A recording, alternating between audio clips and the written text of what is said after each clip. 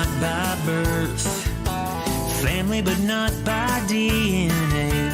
David and Adam are two of a kind, and they wanna borrow some of your day to talk into your ear holes about midi-chlorians and roller coasters. Those two things are unrelated, but so are they.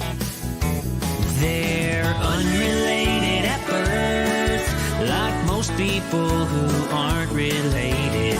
Unrelated at birth, but they're brothers in a brotherly way. Now it's time for the phenomenal brother and the golden voice of the South. They're brothers from different mothers, but they're both really proud to be unrelated at birth.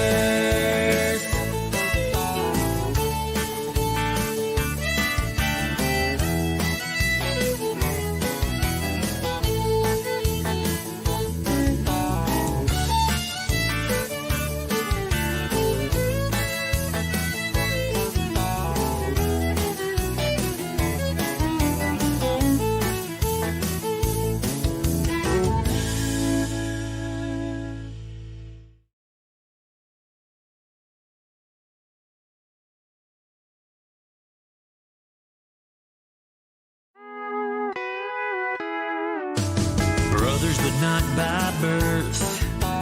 Family, but not by DNA. David and Adam are two of a kind, and they wanna borrow some of your day to talk into your ear holes about midi-chlorians and roller coasters. Those two things are unrelated, but so are they. They're unrelated at birth, like most people who aren't related. Unrelated at birth, but they're brothers in a brotherly way. Now it's time for the phenomenal brother and the golden voice of the South. They're brothers from different mothers, but they're both really proud to be unrelated at birth.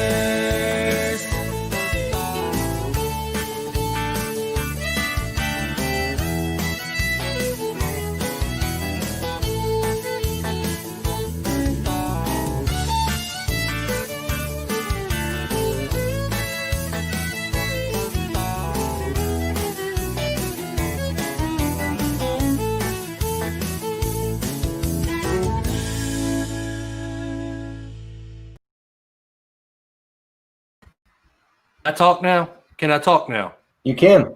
We're live, yeah. Okay. I felt weird being behind the scenes and not saying anything, and the timer already says we're 3 minutes live, but they didn't see my beautiful face yet. I'm sure they're very disappointed. I'm sorry, everybody, that you had to wait this long to see Dave's beautiful face. I even shaved, man. I shaved. I worked out. I mean, come on. Ooh. Excusez-moi, Mr. Shave in the workout. 2 bits. I did my DDP yoga. Oh, for Pete's sake. Hey. Yes, Porter. I made the same joke. I'm not even going to put that up there. No, don't. He was going to crack that joke, and I think hopefully we've. No, there it is. These ones.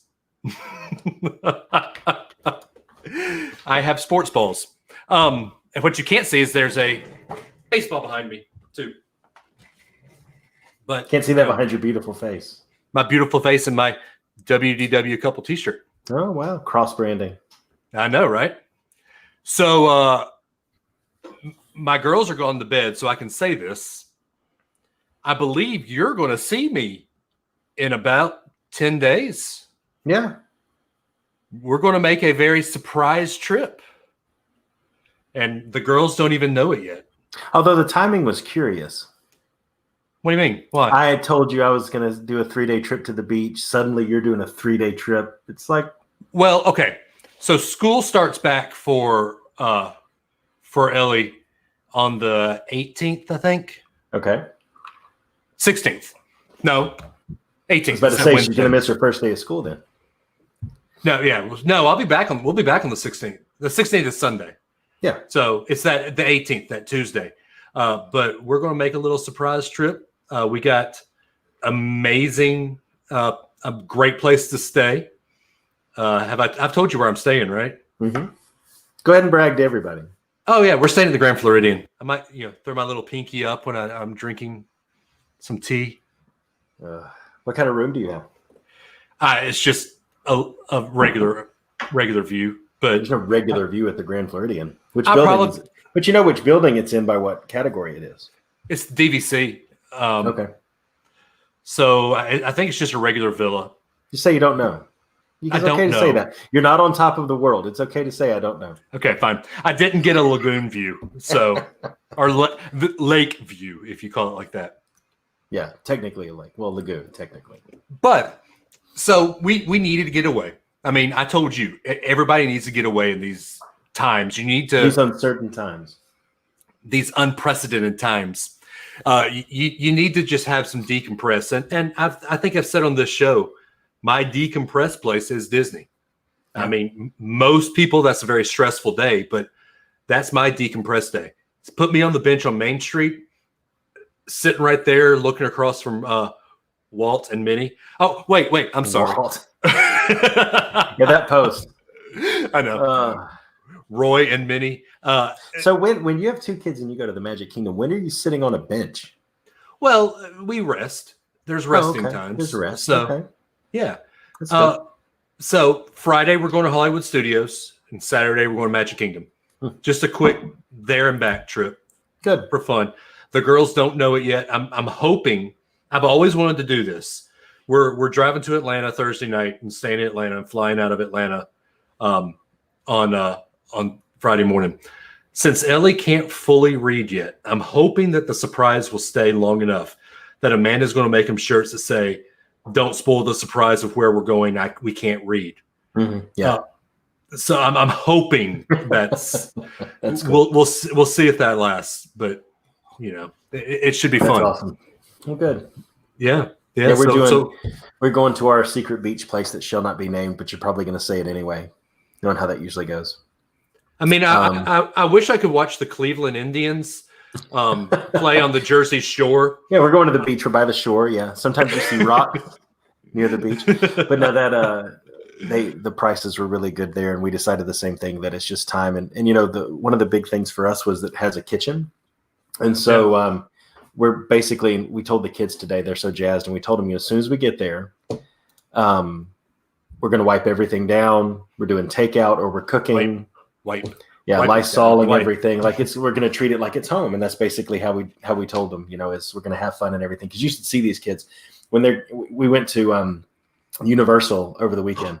Oh, that's right. Y'all finally got out. Yeah, and whenever they're getting in and out of vehicles, they're using their wrists to push themselves up, and they're not grabbing handrails and stuff. So they're very conscientious of that. So we made sure they knew that we've done research and it's safe. And I mean, the place where we're staying literally has like a 3-page PDF of all their cleaning procedures, and so yeah. And I'm such a nerd. You know me. I'm digging down into the numbers. There, one of our listeners was JT. No, TJ. Sorry, I'm horrible with names. Sent me a link to a dashboard that shows the risk, and the risk, the way they categorize it is number of cases per 100,000 people in a particular county. And Pinellas County is one of the 3 lowest in Florida right now. So really, strike while the iron is hot and go to the place where they're not catching it as quickly as they are. What's Orange? What's Orange County? Orange it's red. Just about everywhere is red in Florida right now. Okay, and it's just how they've deemed it. I mean, it's an arbitrary line, but the county we're going to is below that arbitrary line. So yeah, so we'll get into that more on the show, because the show we're going to talk about, are the balls behind me safe to sport? But I don't know. I was trying to make a joke. You caught yourself halfway though. That was good. I did. I was going to say, were the balls behind me safe to handle? There's only 4 watching us right now. We're fine. 2 of them are your parents. Yeah, exactly. Thanks, Dave. They know my types of joking. So I don't know. I mean, do you feel comfortable saying when you're going to the secret place, since no one knows where that is? Oh, it's next week. Yeah. Oh, so you'll just be getting back in town when y'all come rolling in. Are we going to be recording when we're going to have to make? We're going to have to figure that out. Yeah, we're going to have to figure it out. Does your place have Wi-Fi? Yes. No, Dave. Hey, I went to a place that didn't have Wi-Fi. That is true. Come to think of it, no, they do have. Wi-Fi. Okay, wonder if it's good enough Wi-Fi where we can record though. All of their stuff runs off. Like they have streaming solutions on all the TVs and stuff, and it all runs off the Wi-Fi, so it should be okay. Well, we'll play with it and see what happens. Maybe I'll be live from the beach. Who knows? Because I love the beach. You know what I'd say? What? I hate sand.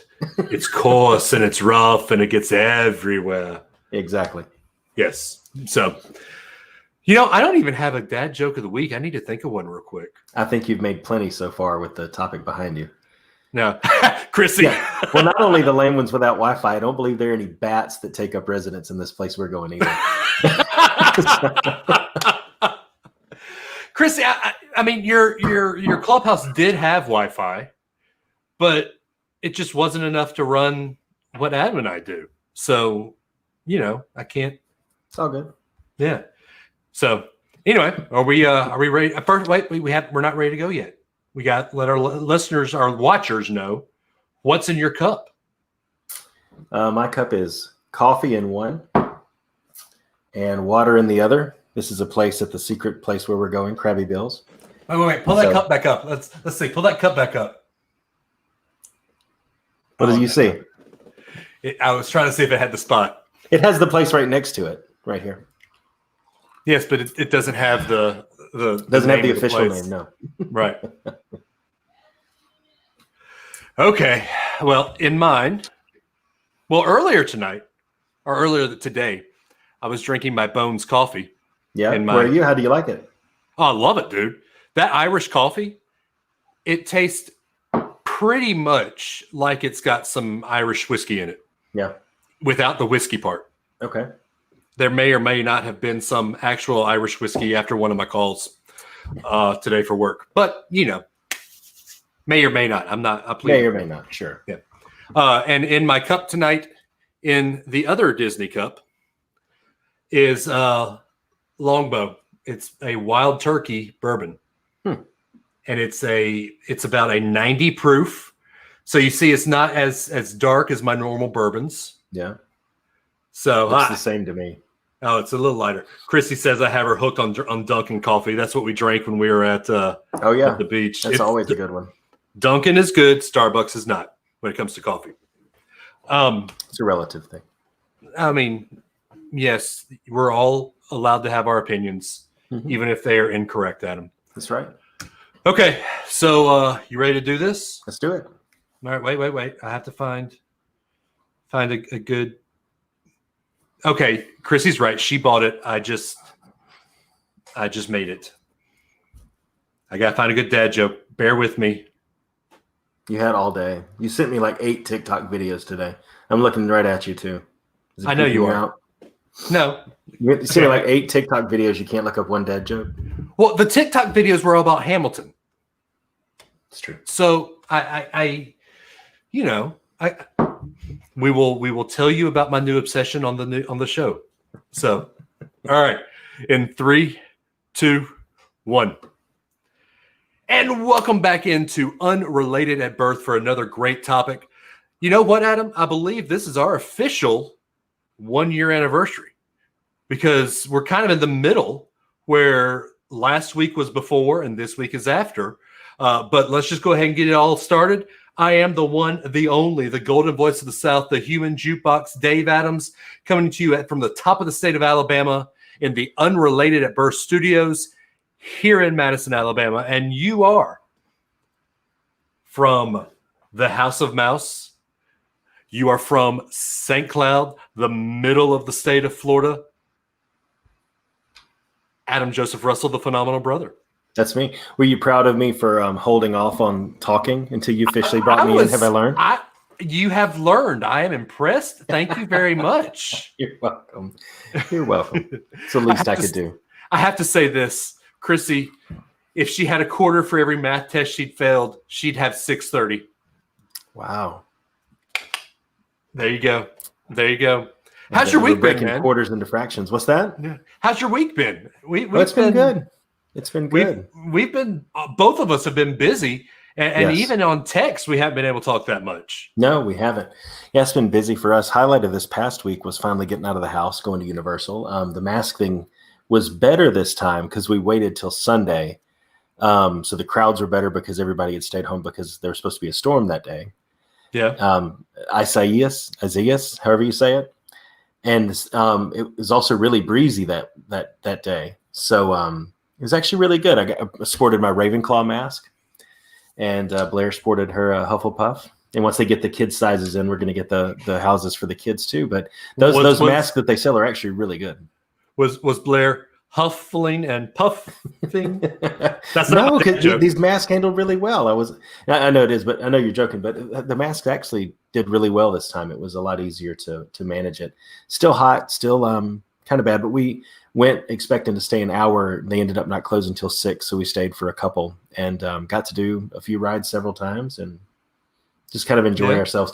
Like I was telling you in the pre-show, the kids aren't touching anything. They're using their wrists to get out of things and not grabbing handrails and stuff like that. So it's interesting to see how even at their age, they've adapted to the new normal, I guess they're calling it. No, there's no new normal yet. There's no new normal. This is going to pass. We will be back to the old normal. I promise. So we're going to go back to kids licking handrails, and It'll happen. I'd really rather not. Well, I mean, we don't have to go to that, but there is no new normal. This is going to pass. It passed in 1918, and it'll pass in probably middle of 2021. Well, it passed in 1919, not to be Debbie Downer. Well, but that's the same thing that'll happen here. I mean, You think so? First off, do you think Disney will allow the 50th anniversary of Magic Kingdom to happen with people in masks and kind of not wanting to see fireworks? And No, I know people think Disney can control the weather. I don't think we have a virus button. I will say this though, seeing video of Disney, it's not the same magic, but it's a different type of magic, and it's a magic that kind of makes me want to go even more. Well, it's a premium experience almost because the crowds are so low. Watching Magic Kingdom, I have yet to see a wait time of more than 40 minutes at any ride. Now, Hollywood Studios is still pretty far out there. Yeah. It dies halfway through the day, though. All of your demand is at 2 places, and once they ride it, they leave. Right. If you get there at 10 o'clock, you're going to wait 60, 65 minutes for. Now there's 4 rides. Yeah. There's demand for 5 rides maybe. But so my dad, he commented, there's now an excuse not to shake someone's hand. Can we all just agree that shaking hands is an outdated practice that just really needs to go away? Well, how about this? Instead of shaking hands, let's do the Bash Brother Bash instead. The elbow. No, they don't do the elbow. It was wrist. It was forearm. The forearm. Yeah. Yeah. And either way, the handshake really originated so that you could show someone you didn't have a weapon in your dominant hand. Right. And can we get past that? I don't know. I don't know. Especially in negotiations for me, anytime I went to negotiations and someone gave me a limp handshake, I knew it was going to be an easy negotiation because that person wasn't dominant.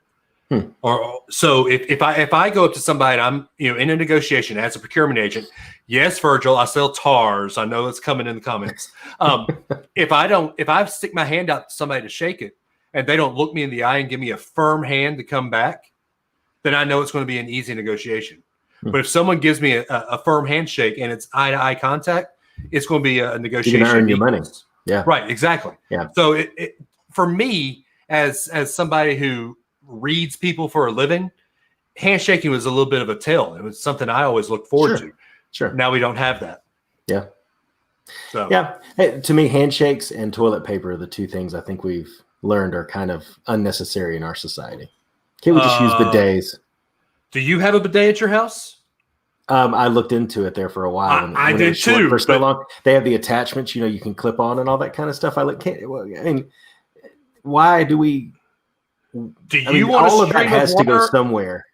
Do you want a stream of water up your butthole? Yeah, but it's like a Sonicare toothbrush. You know, the first time you use a Sonicare toothbrush and it tickles your gums, or the first time you use a water pick and it kind of hurts, eventually you just get used to it.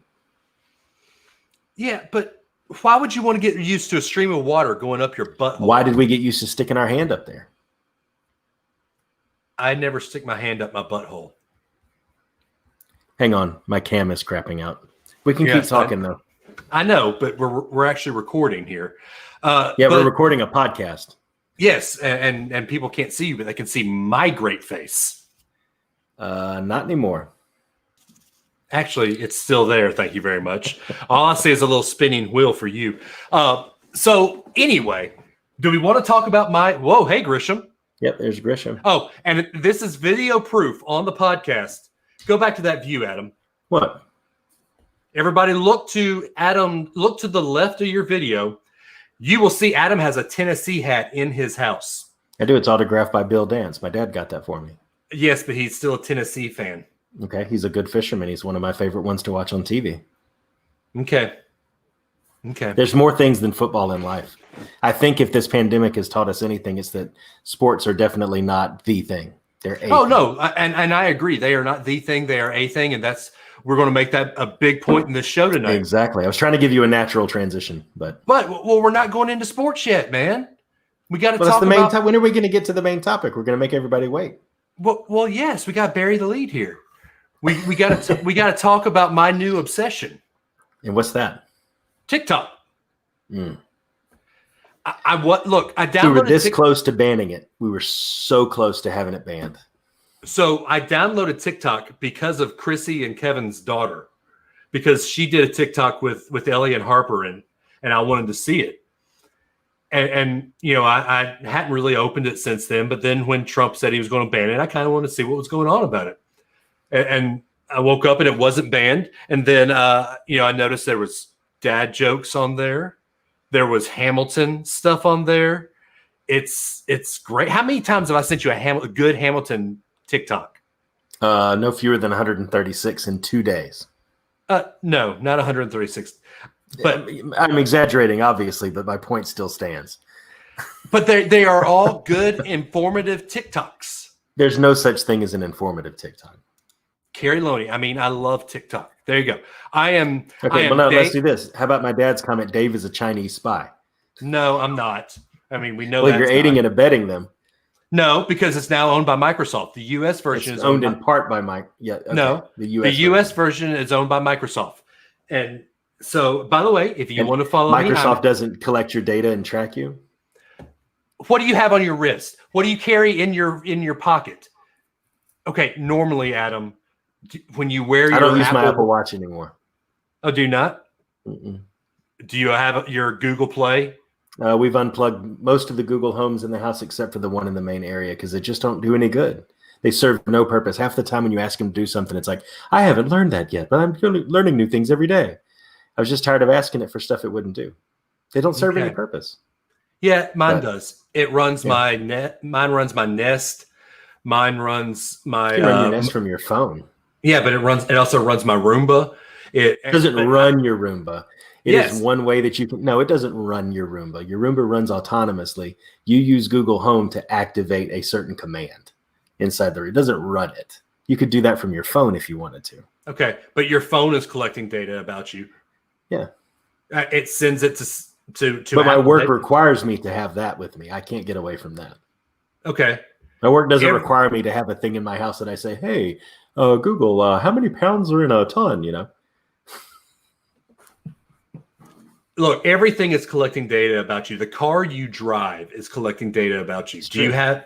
So, what's the point? You know, everyone will know where you are, how you are, what you wear, I don't care. I have nothing to hide. Zero, nothing, nada.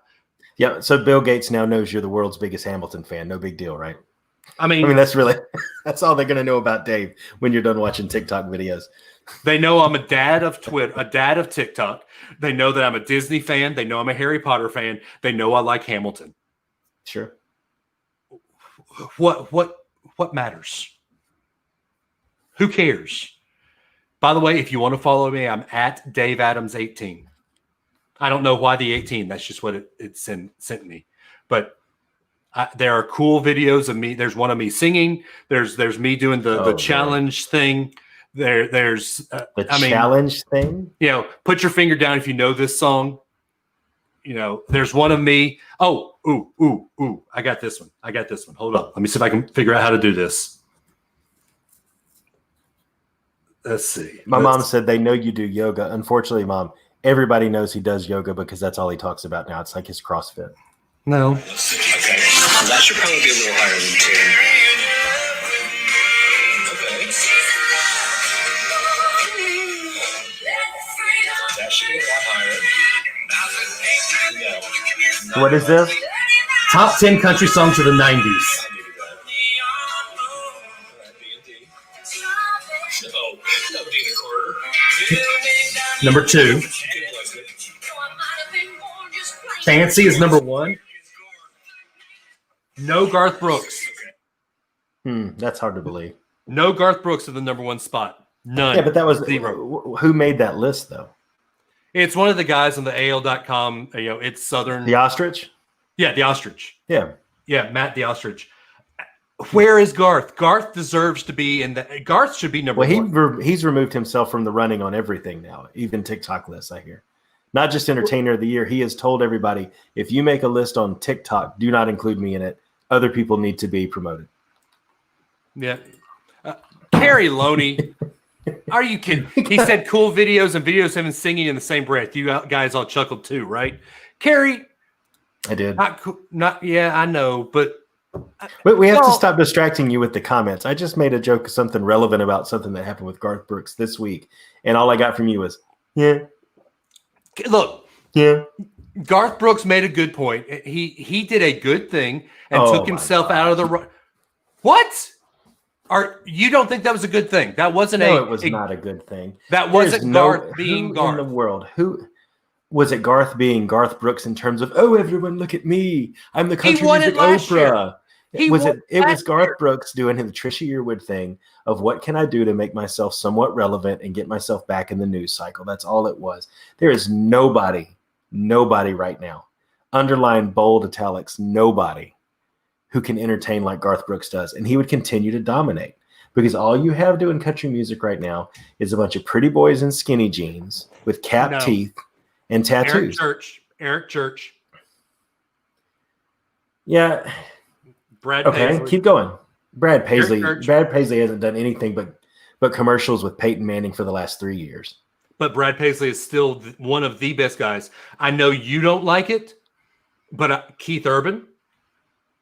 What? I don't have a problem with Keith Urban. You're the one that has a problem with Keith Urban. Well, I have a problem. What are you talking about? I don't like it. I'm the one that likes the fighter, dude. I like. Yeah, I have a problem with that song. Yes, Carrie Loney. Chris Gaines needs to come back. I wish they would make that movie that they were supposed to make. I mean, why not? You have so many streaming platforms to put it on. Yeah, I mean, seriously, you don't have to sell a movie studio anymore. Yeah, exactly. Just put it out there. Although NBC Universal is going belly up. Not belly up, but they're laying off 10% of their workforce. Yeah. So here you go. Jason Porter says he met the Ostrich. He's a nice guy. Well, he doesn't know 90s country. Fancy does not deserve to be the number 1 spot. Well, how old was he in the 90s? Is he our age? I think he's our age. I think. Our age? Yeah. I can't do it. Fancy is probably top 5, but it's not number 1. Chattahoochee is probably number 1. Oh. He only had "Carrying Your Love with Me" as number 9, so he only put King George once in that list. King George should have several of his that should have made it. I mean, Check Yes or No, Clear Blue Sky. Yeah, I was going to say Clear Blue Sky, yeah, or Blue Clear, or whatever it was. Blue Clear Sky. Garth should have been in there for sure. You got to have Reba at some point. Oh yeah, and then is it Fancy or is it?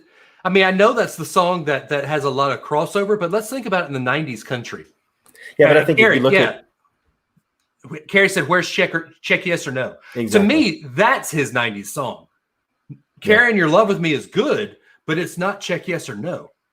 So Chrissy says anyone that doesn't know 90s country is no friend of mine. So I'm guessing Any Man of Mine. Is she saying needs to listen to 90s country or not? I think she's definitely. And I have to saying say, so I was cutting the grass the other day listening to Prime Country on that. Yeah, Sirius shimmy and XM. shake. And I think we have to apologize. Kick it, boom, turn, stomp, stomp. Then you jump from heel to toe. That's Go, Hannah go. Montana. No, till your boots want to shake it to you and your back ache. That's Keep it Hannah moving, you Montana. just can't take anymore. Come on, everybody, on the floor. 1, 2, 3, 4. That's the end. Sorry. I thought you were doing that Hannah Montana thing. That she did No, that time. that's the end of any man of mine. Yeah, but the thing that I have to say is that our generation has to apologize. We allowed Shania Twain to happen, and we bought her albums because back then you had to buy it to get it. You know, We bought it for the cover. Napster. We bought it for the cover. We still bought it. We have to apologize. We owe modern day country music listeners an apology because that opened the door for a lot of what we deal with today. Well, and let's be honest. It was not good. Let's be honest. We champion Garth. Sure. But Garth opened the door for it too. Because of Garth- his style. Yeah, but he's a storyteller. Style is one thing. These songs Right. are all about a guy trying to get a girl at a bar and he wants to drive down to the river. That's all every single song is about anymore. Nobody's crying over heartache or songs about their jobs or songs about family. It's all a dude trying to get a girl. That's it. There's not a dude that hasn't put a song out like that in 3 or 4 years. And I think that we owe everybody an apology for allowing some of that to In happen. 3 or 4 years. We let Colin Ray do spoken word in the middle of a song, dude. But how much did I love that song in 2001? I know, me too. Sitting in your red Dodge Dakota. Listening to it off the tape player. I had Colin Ray I tracks drove. on tape, man. You and I drove from Birmingham to Tuscaloosa and back to Tuscaloosa. I thought it was gone. I thought I could move on, but I was wrong. I know. How was I to know? I'm telling you, man. I thought it was over. But yeah. But I was wrong. But 90s country, it has staying power, man. That's the one good thing Always. about it. But that list should have been a little bit different. There's no doubt about that. Yeah, I would say probably, and if I know I'm probably a little biased because of what this song meant to me, but the number one country song of the decade is The Dance. Yeah, The Dance is good. I mean, you tell me that someone today is going to put out the Red Strokes. Yeah. Who would even write that song and produce it today? All Nobody. right, Adam, our resident Canadian, Brad Toon. You're welcome, Adam. Canada sent you Shania with love.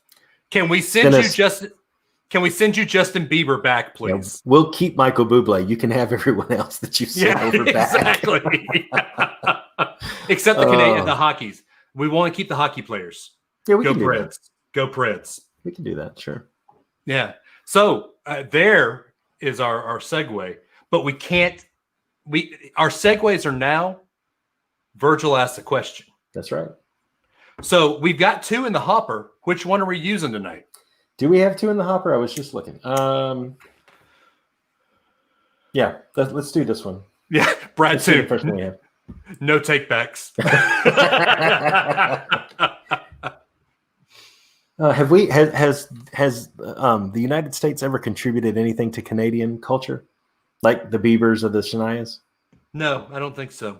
Yeah, I mean, maybe we could send them Luke Bryan. There you go, or Florida Georgia Line. Ooh, or Kane Brown. I think that'd be a good thank you gift. There you go. Here you go, Carrie Loney. This is why I'm thankful for Stapleton, Sturgis, and Musgraves. True storytellers are still there. I feel like they're starting to gain more and more traction. Now, here is going to be Adam's pet peeve. Adam doesn't like this group. Why, Adam? Sturgill and Musgraves, I don't have as much of a beef with as I do Stapleton. Stapleton made his name writing songs for Luke Bryan, contributing to the problem. And then I guess you could say that when he had enough notoriety, he finally got his chance to do what he was really wanting to do.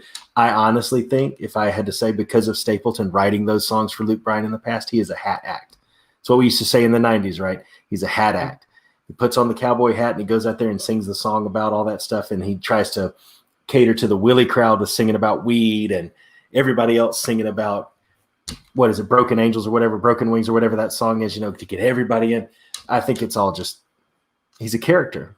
He's the golden voice of the South of country music. It's a persona that's put forth.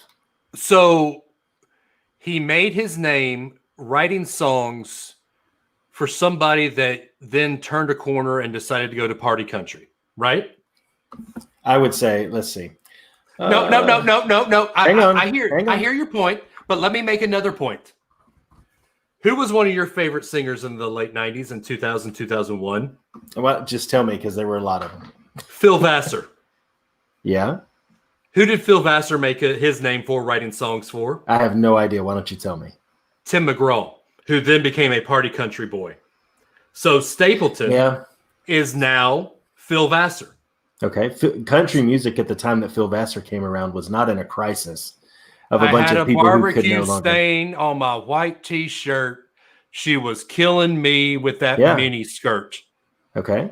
It's the same thing as and Luke then Bryan same guy turned around before he turned into more of a Tim McGraw more turned into like a country music poet. Like he got very existential on us. But Tim McGraw could also turn around and sing Please Remember Me, Red Rag Top, songs that had a deeper meaning about life situations. Barbecue Stain on a White T-shirt wasn't repeated over and over and over. And I'll say there are good examples.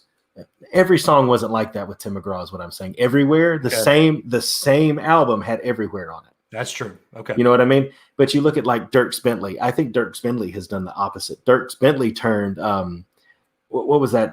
He had a song about a white T-shirt.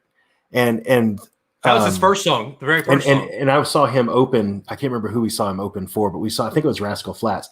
And he said that line 75 times throughout the show just to get people to cheer because they thought he was about to sing it. He's actually with Mountain Man, this latest album. He's actually turned into a storyteller from somebody who went the other way. Do you know what he's turned into? What? Country Nights, Hot Country Nights. He's turned back into a 90s country star. In a way, yeah. I mean, listen to the Hot Country Nights album. But he steps on the stage and he's a guy with a beard and a guitar. Chris Stapleton comes out with that Richard Petty looking hat and the long hair and the beard. It's an act, dude. It has too many of the trappings around it to be genuine when he wrote for Luke Bryan and stuff like that before. That's the only point about Stapleton. And like you said, everybody's entitled to opinion. Starbucks coffee is to you as Chris Stapleton is to me in country music. So there you go. I just think Chris Stapleton can sing his way out of a paper bag. Oh, he can. He sounds a lot like Travis Tritt. Yeah. But you don't hear Chris Stapleton singing about You Don't Love Me Anymore. Have you listened to his two albums? Have you listened to his album? I have, yes. And I can't get past most of the songs in order to find that. That's Chris Stapleton is Jamie Johnson. By the way, why don't we hear more from Jamie Johnson? He wasn't in demand anymore. He came he was at the wrong time. He showed up at the wrong time. I could Stars Over Alabama. Mm-hmm. I could listen to him in color. I could listen to that all day. Yeah. And in fact, I could, and I probably cry every time I heard it. Sure. So, all right. Absolutely. Virgil, let's ask your question. Yeah, here we go. Hey, guys. That was a really, really good show. Yeah, it was. What surprised me most is the caliber of questions that a fifth grader has to go to. This was 2 weeks ago. Were quite intriguing, and I have to admit a couple of them stumped me. But really, really good show. Probably the black and white one. Okay, this week we're going to talk about But I'd have stumped you. A breed of dog. English aristocrats use this breed of dog to run alongside their carriages to stop other dogs or animals from attacking or spooking the horses. Seeing this, soon firefighter carriages use them for the same purpose, and also because the horses are afraid of fire. The presence of the dogs could distract and comfort the horses as they got closer to the fire. The dogs would then stand guard near the wagon to ensure that the items that the firemen had on the wagon were not stolen, or the wagon was not stolen, or even the horses were not stolen. Okay, my question is, What breed of dog is it? It's the same breed of dog that has a dog's named Pongo. That's tied it back to Disney. Good job. There's 101 of them. Yep, Yeah. Dalmatians. Yep. I did not know that. I didn't know all of that. But like with the Clydesdales and the Budweiser wagon and all that stuff too, they were on that too. Yeah, Just tradition at that point. I don't think anybody'd steal those horses, but you know. probably not, but Yeah. it is true tradition. And even now, no one's going to steal a fire engine. But I don't. Hey, You- in Minneapolis, you never know, dude. do we got to go political? We're I going to think get I political. stated a fact. We're going I to get stated a fact. political enough with this next topic. I just stated a fact. Okay, you did just state a fact. Okay, so here it is. You see the balls behind me if you're watching the show. We're going to talk about, are the balls behind me safe to handle? Are we allowed? Sports are back. That's great. We love it. I'm sitting here watching the Braves and the Blue Jays right now. But is it a good thing that sports are back? Adam, you're the one that's going to bring a lot of fact. I'm going to bring a lot of passion. Well, that's just how we are. It's true. You're Burr, I'm Hamilton. By the way, In this if- regard, if- yes. in most regards, if back to last week, Burr is all up and down with he's very. I've been here for 4 years. Sorry, What are you watching? it came off of mute. My bad. Okay, Burr is very straight lined, analytical. Hamilton's up and down, left and right. All these. This is how I'm coming at it. I'm coming at it with passion. You're coming at it up and down, straight lines, analytical. So, Let's do it. in your opinion, Adam, are sports good? Are sports okay? And is it good that they're back? And let's say this. Oh, there's caveats. Okay. Well, no, here's the caveat. Adam he's an employee of Disney. And a lot of some of the sports that are happening are on the Disney property. So I don't want anybody listening thinking that he's speaking for the Disney company. He is speaking for Adam Russell, not Disney at all. So this has nothing to do with where he works. Thank you. So go Ladies ahead. and gentlemen, that's my co-counsel or my counsel, Dave Adams. So I do think it's good that they're back. I think that you look around the world with the Australians, and Australian rules football has been back. Soccer or football has been back in places around the world. I think that had you tried to pull it off earlier in the spring, I don't think it would have flown, because it was still at a time when deaths were really high. Things were in shortage, and a lot of that was going on. I think Americans are getting a little bit more settled into this whole thing. And the way I related it to Blair today, it kind of made me laugh, as it hit me that, 14 members of the Marlins and 12 members of the Cardinals or something like that have all tested positive for But coronavirus. why? But why? Well, we'll ask why in a second, but Okay. they tested positive, but no one's really batted an eye at it. Freddie Freeman tested positive, and you're like, oh man, I feel bad for him. I hope he gets better. But I rewind all the way back to the very first celebrity who really caught this, and it was Tom Hanks. Mm-hmm. And everybody's like, oh my gosh, we're going to lose Tom Hanks. He's going to die. The greatest actor is going to die. Oh no. Now all of these athletes are getting, we kind of shrug. Americans kind of settled into the reality of this. And I think everybody understands this is not the thing that's going to end the world if we don't let it. Decisions that politicians make could still let it change the world significantly. But I think at this point now, I think Americans are mentally ready for it. I think that this has proven itself out to not to be as dangerous as we thought. It's just, for me, I think the entertainment needs to be there. I think that is as deprioritized I think sports has become in a lot of people's minds. I think it's important to have it back. And I think the fact that they're existing in a bubble means that if they do have 12 or 14 here and there, or however many, breakouts happen, they're not going to go spreading it to fans, spreading it to other people, that type of thing. So I feel like they've mitigated the risk as best they can in order to bring something back, because you don't want what's happened to sports or what's happening to other places happen to sports, where sports leagues or teams are having to fold, Right. So I think it's the right time, and I think it's the right thing to do. So let's go ahead. There's a couple of questions we've got to take here. Sure. Brad Toon, let's get to your fantasy world. As long as the Raptors win the championship again, and a Canadian team, hopefully the Flames, win the Stanley Cup, sports can continue. Well, let's be honest here, Brad. You're also the country that won't let the Toronto Blue Jays play their home game at Rogers Center. It's true. So Brad, the Blue Jays have a good year. They have a good chance to win the championship. What if they win the World Series? Are you going to claim that the Blue Jays, the Toronto Blue Jays, have won? No, because it's the Buffalo Blue Jays this year. One for the United States. That's true. The Raptors aren't going to win it this year. Let's just go ahead and call it spade a spade. The Lakers are going to win this. It's inevitable. If they don't, it'll be amazing because they literally built the team for this. Right. And who's going to win the cup this year? Well, that's only one team and one team only from the good old South, the Nashville Predators. Thank you very much. Yes, I'm a Preds fan. But, and then we got to go here. Your dad, did you see what the Pac-10? First off, Virgil, it's the Pac-12. But did you see what they announced? Some of the players said that they want to be able to sit the year out and still keep their eligibility. I think a couple of those players have since been kicked off of the team from UCLA.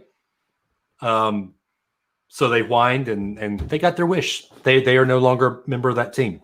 I think it's stupid. By the time the football season rolls around, you're only playing in your little bubble anyway. Pac-12, no one thinks you're going to win anything in the national championship realm anyway. I don't care what you do in the Pac-12. I'm sorry. I know we have California listeners. I know we have people that listen to us from the area. But name a team that could have competed this year in the Pac-12. Yeah, I feel a little bit differently about college sports, though, because this is the whole transfer portal conversation, right? Mm-hmm. It goes kind of back to that line of thinking, because if I'm a Major League Baseball player and I'm represented by an overall players union that speaks on behalf of me, and I'm a grown adult making grown adult decisions as part of my job. It's like if someone says you can either work remotely for a time being, we'll still pay you, or you can come into the office and work here with us. You have a choice to make there. If they say stay at home and you don't get paid, or come into the office, you have a choice to make there too. With a college kid, though, I only have eligibility if I'm enrolled. Right. And I can only be enrolled if I'm on campus. Right. And so they have to put themselves not in a bubble like the NBA. I mean, and trust me, they called my team and said, hey, we want you to support the IT needs of the NBA. We can't even get to half the places we need to get to do that. That bubble is so tight, and it should be around players. But in college, okay, go to this. We'll go in a rabbit hole. But in college, I have to set foot on a physical campus. I have to live in certain on-campus housing. I have to eat at certain places if I'm an athlete. I have to go to team meetings. I have to be in places where there are lots of other people to put myself at more of a risk to play something. And I think that's where you could make an argument that, yes, from purely a health perspective, I'm not talking about, there's a lot of other conversations with eligibility and players playing around, kneeling and injustice and all of that stuff too. Just purely from a health perspective, you're asking so much more out of these. Yes, technically they're still adults. They're all over the age of 18, but you're asking significantly more of them to be able to play a sport than you're asking of a professional athlete at this point in time. And that's where I think that if they decided to sit out, they should probably be able to keep that year of eligibility. So let's ask this. Yeah. We've already determined that age range is not the most at risk. And we've already determined that your physical health plays a lot into it. Mm-hmm.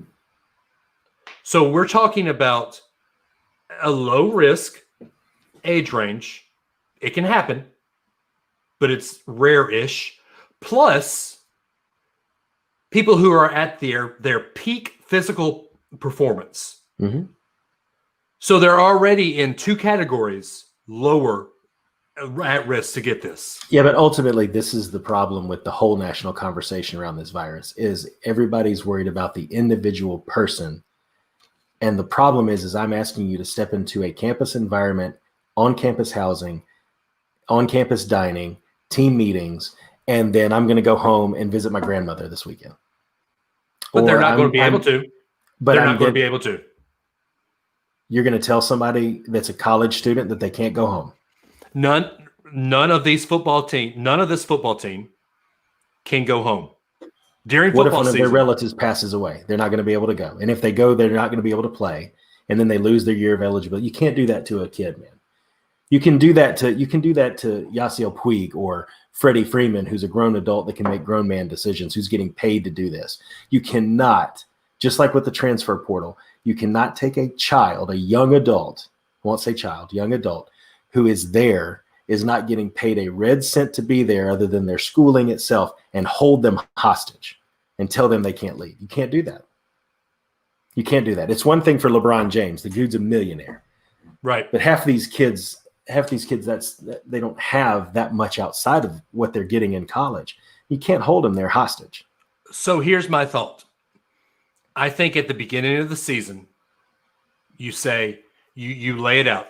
You say, here are your options. September 1.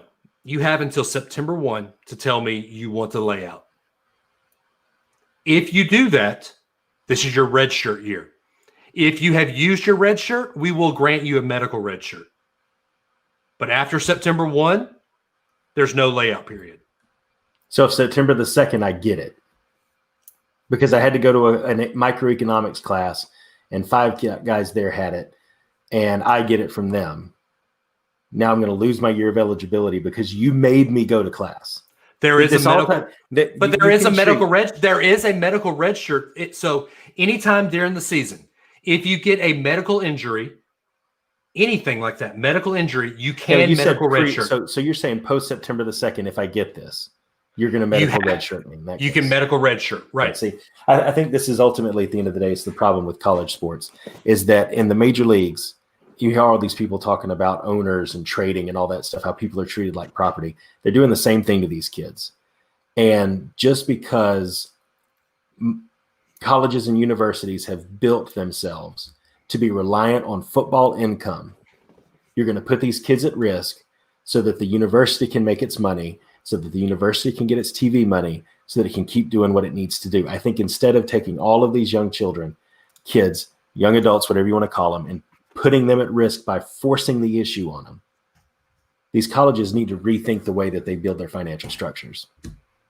I mean, because this could happen again in 5 more years and we're stuck in the same thing again. I mean, this could happen at any time. And I just think we're treating these kids again like property. You will do what I say and follow my rules, or else your future is at risk. We're not saying that to anybody else that's a child in this scenario. And I just think it's crap. You and I already have a different view of this anyway. Because when the transfer portal thing came up, this is probably one of our biggest arguments we've ever had. Mm-hmm. It's because you view it as a way that we're not even going to talk about because of this political climate. But the kids, quote unquote, and using your terms, Okay. knew what they were signing up for when they signed up for it. 90% of these kids are using this as a leverage to get to the next level. Mm-hmm. If you want to sit out and wait another year to get to the next level, great. Go for it. This is your prerogative. It's your prerogative.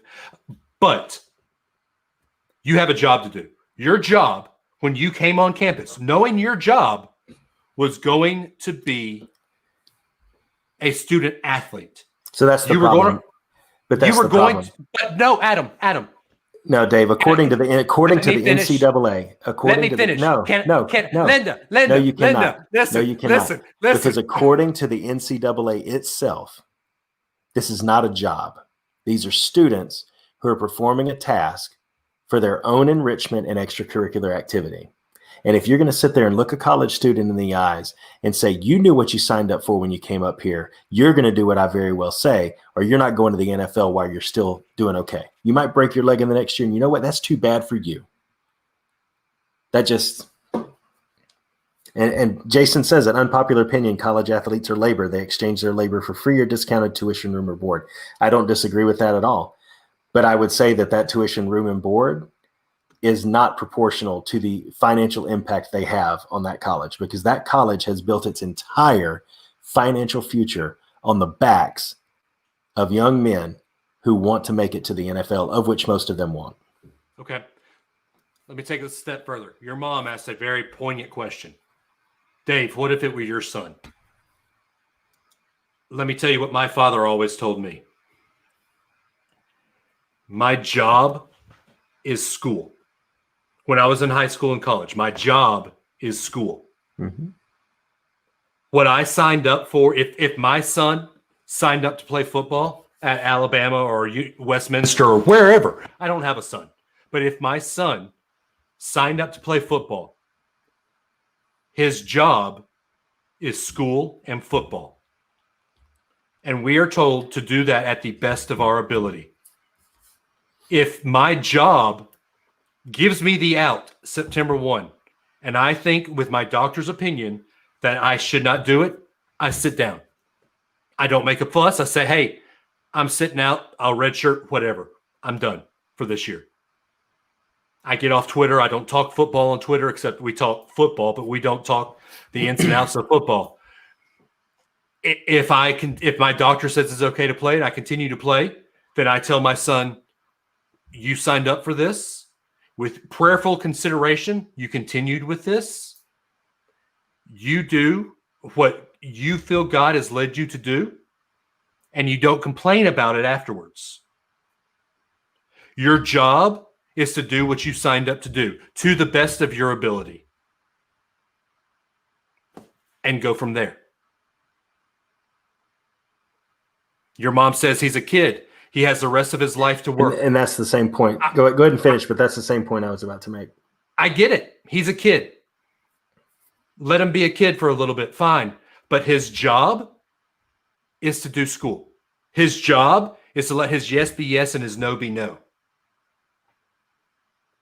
Would that be considered pardon my French? You're going to have to bleep me out when you Please. edit this. Okay. But is that me being a hard ass?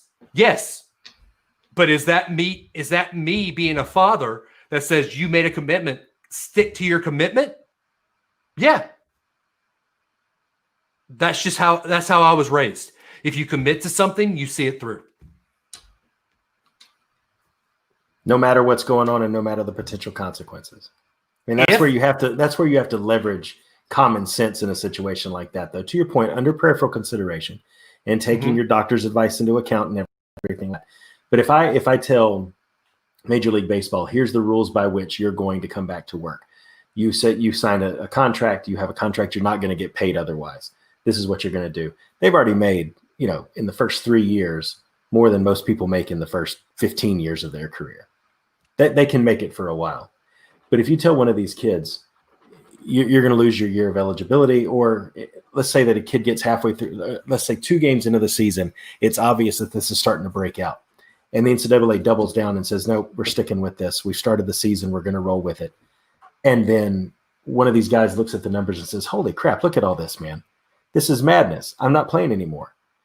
He loses a whole year of free tuition, free room, free board, of which he should be paid for his labor. But you're saying that because of a situation nobody has – oh, shoot. I can't – bye, video. I don't know what's going on. Hang on. Yeah, that's fine. I'm having cam problems today. I just for me, it's one thing to say it to an adult and lay out the rules under which you will or will not participate for what benefit or what drawback. But I honestly just think that a 10-game season with no fans, fine. Whatever. I just think that the situation for me is different with a college kid than it is with a professional athlete. And I think at the end of the day, the college told them they were going to pay for their room and board. Is a college really going to say, hey, you're not playing football, get out of here? No. Did they to Tyrone Prothro? What's that? No. Did they do that to Prothro? Oh, no. But so I'm saying, what if there was no football? Would they get to stay? Would their tuition, room, and board still be covered? Would they still go to class and be enrolled students? So why not just go ahead and do that and not put them at risk? If you would have done it anyway. Why not take the safer option and just say, you know what? At the end of the day, it's not worth it for these kids and their families, because you cannot tell a college kid you're going to stay here on campus and you better not leave or you're off the team. You can't say that to a college kid. Your dad makes a good point here. 2019 revenue for football at UA was 108.2 million. They had just over 100 players. That's $1 million per player. The profit to the university was 45.9 million. Tell me they are not working. They are. They are. I am of the camp. Pay them a little bit. Give them a little stipend. That's fine. That's totally fine with me. But that's not the discussion we're having here. The discussion we're having here is college sports. Should they happen? Yes. Yeah, but the problem. But here's the thing: the university is going to be running a deficit because there's probably not going to be any fans in the stadium. Yeah, but you can't have it both ways. You can't say, show up what you came to do, and at the same time say, we're still going to pay your room and board if you don't do it. If they're laborers for the college and they should get a stipend, they're not doing their job. It's the right thing to do to let them stay on campus and still be enrolled. But it's either their job and they're paid for it or it's not. If I have a job on the university campus where I work in the library and then the library is closed due to COVID, they're not going to pay me. So is it a job and they're allowed to stay or not? And I'm happy that they're taking the middle road, but it's a situational argument that's being made. Let's clear the tension here. Chrissy Robertson, Kevin says, I can't listen tonight. Tell Dave anything Adam says he agrees with. I guarantee you. You may not Christy, want to say that, Kevin. Yeah, Kevin, you don't want to say that right now because I know you won't agree with Adam on this one. Adam, this is going to be the thing that we're going to have to do what our culture cannot do right now is say, I hear you. I respect your opinion. Mm-hmm. I will never agree with you. Yeah. I respect you as a person. You're my brother. I love you, man, but I will never agree with this point. I mean, I'm totally from the camp that the whole thing's overblown anyway. And you're from the exact opposite camp. So yeah, I am. I mean, what's my favorite season? Football. Oh, it's my favorite. It's my favorite season too. It's just the whole system is. Anyway. Yeah. Look, Kathy. When a player dies, they'll feel differently. I cannot say a player won't die of COVID. I will be willing to bet you that a player will not die of COVID. Yeah, but that's the problem is it's not death in that age range. There are things like heart arrhythmias and blood clots and things that have been discovered with this. That'll end an athlete's career permanently and completely ruin their earning potential. So do you have let's play this out just a little bit for the sake of argument. Let's say you have a player was told you can either come on campus, you can play, or you're going to lose your year of eligibility and lose that chance you have to sell yourself, in the midst of all this. And let's say he decides to play, but he gets it, ends up getting blood clots in his legs and is told by doctors you can never play football again. Does he have any legal recourse in any way to say playing for you, the University of Alabama, the NCAA, the SEC, whoever it is, all of my earning potential is now taken away for the rest of my life and the job that I came here to do. It's not like I'm an engineering student and I can take my class online. My earning potential is not going to be taken away. But you forced me to come here in person in order to get the benefits that you signed up for too, that for 4 years you would do this with me. It obviously was wrong to play. We did it anyway. Now I'll never play football again. I think everybody's signing up for that, and I don't think anybody's looking that far down the road. So I would say 90% of the players that know they are going to go pro have an insurance policy against themselves. Who's going to pay for that, though? Anybody, everybody. If they have an insurance policy against them, you have to get paid out. If you lose the ability to make, like there are many people, there are a lot of players. Like I know Matt Leinart, before he, when he took ballroom dancing that 1 year just to play the last year at USC, he had $1 million policy against him. But look at Matt Leinart's family, dude. He is an outlier in college football. He went to USC. You know what his background was. How many of these kids are going to be able to have their families pay $1 million policies on them? Adam, it's not realistic. Let's be real. you and I are Alabama apologists. We know that. You've got a Bear Bryant thing behind you. I wish you could see how many Alabama things I have in my office right now, but you can't. These players are getting paid anyway. They're getting money. Their family's taken care of. So for us to sit here and say that they're not getting paid and not getting taken care of is all moot anyway, because they're getting paid and they are getting taken care of. See, so for me, I think that's the problem, man. And we can move to the other topic after this if you want to. I don't want to drag us down, but this is the problem. Is you have entire universities and salaries of professors and everything being paid off the backs of these young men who have to receive money under the table for their families to be taken care of. This is the most ridiculous thing I've ever heard, man. Stop. That is where you are wrong. The university and the athletic budget are two totally different things.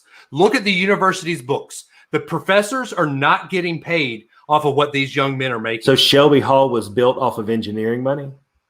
Shelby Hall was built because Senator Shelby donated all that money. Okay.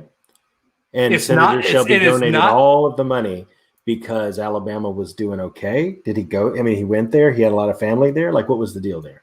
Behind all of it, think about every building. Alabama wins national championships, and all of a sudden, there's apartments all over campus and upgrades everywhere. There's a Shelby building at every campus Yeah, on the what I'm saying, every university. What I'm saying is, Dave, it's just there's a big at each university. I understand. What I'm saying is that all of a sudden, right when Saban gets there, boom, the Ferg is nice and renovated. We were there in the Dubose years, man. Nothing was being built. We lived in dorms that were built 40 years before we got there. And they're still there. Saban gets there, and all of a sudden, all the things are nicer. Everything's better. It's you a can't different tell me there's no president. It's a different crossplay. provost. Honestly, Swanson was not for building the campus like that. Okay. And I see people saying I'm wrong. I see people saying I'm right. We're going to have people go yes and no. Virgil, yes, the locker rooms, that's university. That's not university money. That is athletic budget. So you're telling me that every cent that comes off of TV revenue, concessions and everything, goes only to the athletic department and none of it goes to anywhere else in the university? Yes. Chrissy Robinson, who works for Auburn, for our department anyways, we have 700 employees in our department. Zero money comes from football. That's because it's Auburn. That's a moot point. Sorry. Regardless of the fact, man. None of the money for the university comes from football. That's true. All of the money gets sunk right back into the facilities for football. Then why do it? If the university doesn't benefit 1 red cent out of this, then why do it? If the only thing it's going to do is pay athletic budget, put the athletic budget on hold like the rest of America is doing right now, and hold off until next year and see how it is. If the university doesn't benefit, why do it? The university does not benefit monetarily from the season. But, and this is a big but, and they do not lie. You other brothers can't deny. Yeah. But you went to the university for studies. I know that. You're not weird. What did I come to the University of Alabama for? To be in the band and watch football. Right. So it is a very good recruiting tool for people that are not football. Yeah. So why do it? Why do it? For university recruiting.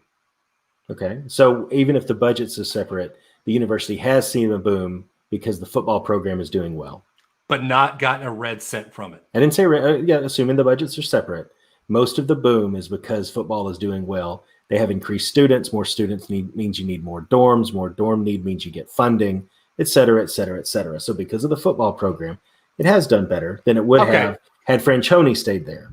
Do you want to roll it out that far? Yes. Okay. No, I want to roll it out as far enough to say that you have a system sitting here where you're going to put these players at risk, and you're going to tell them you're going to come on campus. You cannot leave. You will play football and let your yes be yes. And here's $500 under the table to give to your mama. Go tell her she can pay her electric bill now. That is the stupidest system I have ever seen in my life. And you just said that's the way it was. So if it's out there in the open that's how it is, the whole thing needs to be dismantled then. And that's a topic for another day. Right. This is where you and I differ from how we were raised. Your mother makes a great point. Cherish your children. Let them be kids until they have to be adults. That's after they finish college. To a point, I agree. To a point, I disagree.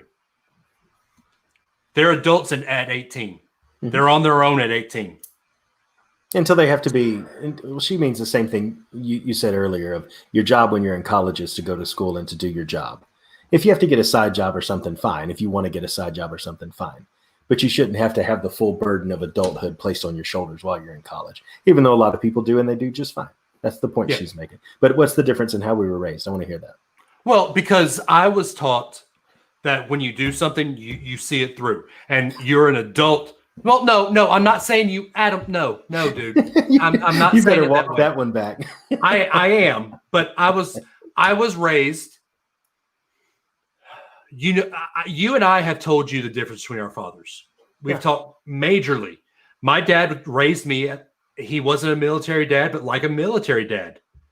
18, you're an adult. I'll give you a stipend, but that's it. I love you, but you're on your own. Okay. Your dad, even now at almost 40, is like your best friend. And I Dad, if you're listening, I love you, but I'm jealous of the relationship you and Virgil have. But I think some of the things my dad taught me of, you know, you start a job, you see it through, you let your yes be yes, you prayerfully consider something. And if you say, yeah, I'm going to play the season, you play the season. I think that's the difference. Yeah, I don't disagree that if you say you play the season, you should see it through. But saying that, going back to what the yes being yes originally is you've committed to us. You signed up for this. If you don't show up, tough on you, man. But if you do show up, we're going to continue to do all the things and money under the table, and we'll take care of your family. And here's a car from the dealership down the street and all that other stuff. You want all that little things, you're going to have to show up. And never mind that you're going to take this home to your Nana and she's going to die. You don't have to worry about that because you're going to stay here in the dorm. And again, it's different to tell a NBA player, you're going to stay at the Grand Floridian and you're going to be in an isolated area and you're not allowed to leave, but are paying you $1 million to do it. Versus you've got to come into a public dorm that nobody's cleaning, that nobody's taking care of except for you. And you're going to be in crowded classrooms with people, in crowded lunchrooms with all your other players, and in team meetings all the time. And that's what you have to do to get the benefit. It's two complete, one is in a bubble and one is in public. And you can't say that there's not a bigger risk just because of their age in that, because they have actually more risk. Because if I have a heart problem, blood clots, anything comes out of this with my lungs, I can't play anymore. Ever again, potentially. Not just death. You can't compare the two. And I don't think college sports, I don't think it's time, because you require in-person enrollment on a campus environment to do it. Who cares if there aren't fans in the stands? That just protects the fans. These kids are around each other all the time. There won't be fans in the stands. I mean, that just protects the fans. That doesn't protect the players. Who cares? You and I talked about it this afternoon. You know, they've already told the fans, the students, that they're bringing the tickets back. They're giving their money back. Yeah. But I mean, you think about it like Major League Baseball. 2/3 of the games you watch on TV are mostly empty anyway. If there are no fans in the stands, you can't really tell a difference because they pipe in the crowd noise. You can't even really tell. If there aren't fans in the stands at an Alabama game, it's going to be hard to watch. No, it won't. Yeah, it will. It will. You may say that because you really want to watch it, but if there's no marching band, or if the marching band is smaller, your band geek red flag is going to go up and be like, man, that just doesn't sound the same. When they pipe in an edited Dixieland Delight, and they don't have to worry about people screaming over it, it's just going to sound weird. It's not going to be the same. I'll have it piped in at my Taj Mahal over here. There you go. So, lively discussion tonight. It really is. It's good. It should be. Yeah, this is where you and I are never going to agree, and we've known that forever. I mean, this is why we don't do a sports show anymore, because we enjoy our friendship. Actually, true. But I am of the camp, and sue me if I'm wrong, I'm of the camp that the country needs sports. The country needed sports in 9/11. The country needs sports now to get everything back. And Kathy, I love you. Kathy just says, Dave, you're still my favorite unson. Thank you. This is what the country needs. I think the country needs to see you and I yelling at each other for a show. They do. To say we're best friends, we're brothers, but we can agree and we can agree. We can say, hey, we agree to disagree. Sure. I mean, but think about it like this. What if you, let me throw this out there before you transition away. What if you had an opportunity this year for these people, these students, children, kids, young adults, whatever you want to call them? What if you had an opportunity for them to really focus on classes, to start to learn about what they want to do after football? What if they had an opportunity to do that for a year? And then what you do is, instead of playing games, you run some mini camps and you bring in some scouts in the stands. You give them a chance to showcase their abilities, a couple of small scrimmages. I mean, do a couple of A-Day game type stuff if you want to. But what if you just gave them a year to think about life, like kids are supposed to do in college? But they're not kids, they're adults. Well, whatever you want to call them. What if you gave them an opportunity to just think about life this year in the midst of everything that's going on? And if they say, you know what, I love football too much, I'm going to move to a school that's actually going to play it, or I'm not actually even going to enroll because I'm not playing football, there's nothing I can do. Do it. Yeah. But if you sat there and you watched your child at age 18 making a decision that, and again, we don't know what things are going to be like in September. Let's say it spikes again in the fall and 1 million people are getting this a week. And the NCAA and the SEC said, we're already halfway through the season, we're sticking with this. If you saw your son walking into that willingly every day, putting his life at risk, honestly, we'd all be remiss as true adults if we didn't tell them, hey, you're young, here's my advice. And just to say, hey, you signed up for it, go make your decision, go with it, you're 18. Yeah, but you're also only 18. We're going to give them advice. So there is the difference.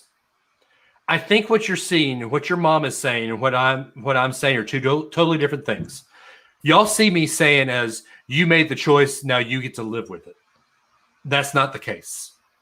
My father, even now at almost 40, gives me advice anytime I ask for it.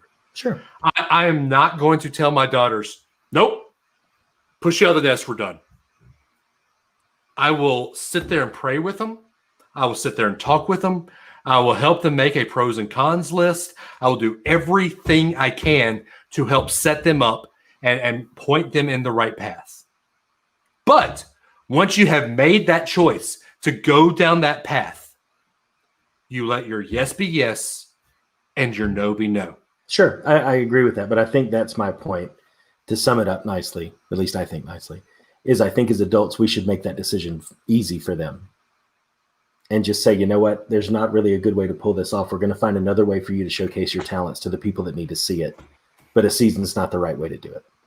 And I think we as adults owe it to these younger people who, yes, they may be 18, but they can't even drink yet. And there's a reason for that, because their full sense of right and wrong hasn't completely developed yet. That's obvious. If you've ever walked on the strip, I was 30. I mean, if you ever walk the strip on a Saturday night, it's pretty obvious that it hasn't fully developed yet. I think we as adults owe it to them to say, you know what, it's not the right thing to do. We're not going to put your future at risk just so that we can watch you and TV can have you and we can build our university on your backs one more year. We're actually going to give you a little break. And I think we as adults owe it to them to do that. That's my closing thought on it. Okay. All right. Once again, we'll never agree on this. Yeah, it's true. And that's okay. It is. Because you know what, Dave? They're going to do whatever they're going to do anyway. And at the end of the day, it makes for a great podcast. I think so. And this is like therapy for me. It is for me as well. If you want to get your opinion heard, what's the best way to do it? Shout it into a microphone and make your own podcast. If you don't have the time for that, though, you can call 650-UAB show. That is a phone number on your cellular phone, or actually home phone, your direct line if you still have one, landline. 650-UAB show. You'll hear a quick little message from us and then a beep. Leave a message after that. We will play it and vehemently discuss, like we did this tonight, whatever topic it is you want to talk about. Yep. I agree. Oh boy. Oh boy. You can read it yourself. Yeah, so my You- wife, Blair, says that my son will not be an adult in 8 years. The government may classify him as one, but he does not magically become an adult at 18. And he'll still have our financial support and counsel, even if he's responsible for his actions. I agree with that. I agree with everything she just said, Mhm. except for the adult part. I have 18 years before I say, Ellie, Harper, I've done what I can. God has given me 18 years with you under my roof. When you come back, if you choose to leave your first year for freshman year of college, God has given me 18 years with you under my roof. If you choose to come back, you will still abide by my rules under my roof. But when you're at college, I will give you advice. I will let you have, I am here for you 24/7. But when you're at college, away from my roof, away from my rules, you're an adult. I have hopefully instilled my. You're carrying the name Adams. I can only tell you that you are carrying my name. You make your own choices. And I don't want to turn this horse completely into glue by beating it further. I do have a counterpoint to that, though. I think that the difference is when my child leaves to go to college, I cannot directly stop them at any point from making a bad decision. I can only hear about it afterwards if they made it and help them deal with the consequences, or celebrate with them when they didn't make the bad decision. In the football scenario we're talking about here, the NCAA, the SEC, and these colleges have the opportunity to stop a bad decision from being made before it's made. And they're pressing it further and allowing it to be made when they have the control to stop it. So when I send my child off, I can't. But these powers that be collectively are allowing this to continue because of the financials of the situation. And that's what makes it wrong to me. But there's not financials. There is for the athletic departments. They're And if they're I'm the going- president of a university, that's a line item on my balance sheet, just as much as the engineering school or the library. And I don't want to have to lay people off. And if I could just get that TV money, I'd be good. That's the difference. So all that to say, my only counterpoint is, yes, when you let your child go, they have to make the best decision they can. And that's the parent's perspective. But the universities and the NCAA could say, you know what, we're going to make the best decision for you in this case because you're technically under our roof. So technically. So, all right. I wanted to get into professional sports, but I didn't expect this to take the entire show. that would have been a much lighter conversation. You should It have really started would have. But what's always on my mind? Alabama football. Of course.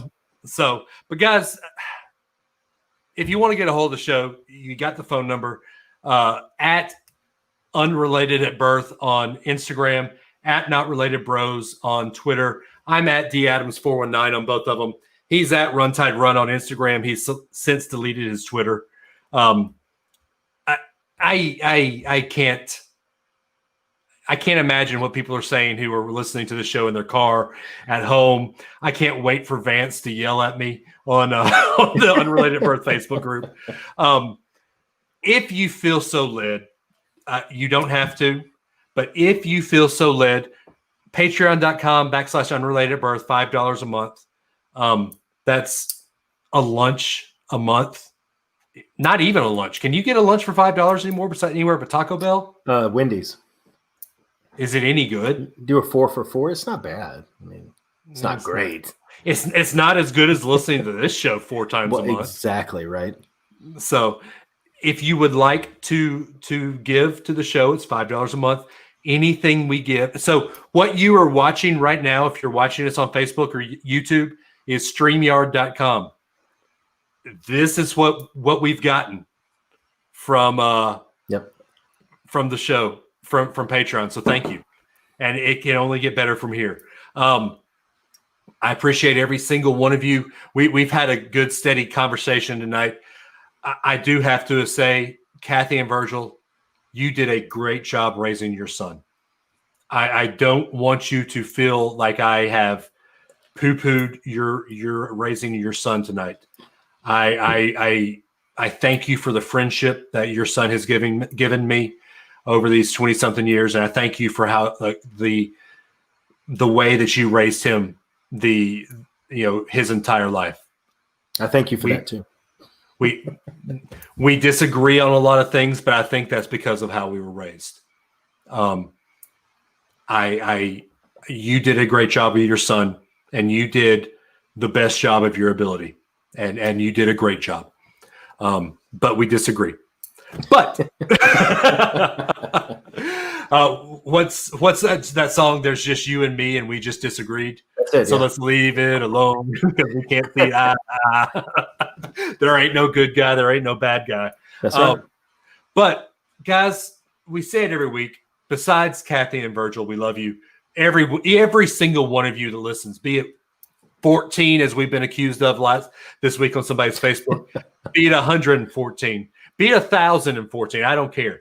Thank you to each and every single one of you who listen to this show and take time out of your day to lend us your ear holes. We love you guys. And that's not just a catchphrase. We truly, truly mean it. Adam, take them home. Yeah, guys, we love you, but not as much as Jesus does. Be kind to each other. And you know what? Go find something to talk with somebody about where you can be honest and handle it like we did. You don't have to thump our chests or anything like that, but we can all disagree on things, guys. And it doesn't mean we have to stop being friends or being kind or loving each other. So go out there, guys. Have a safe week, and we will catch you next time.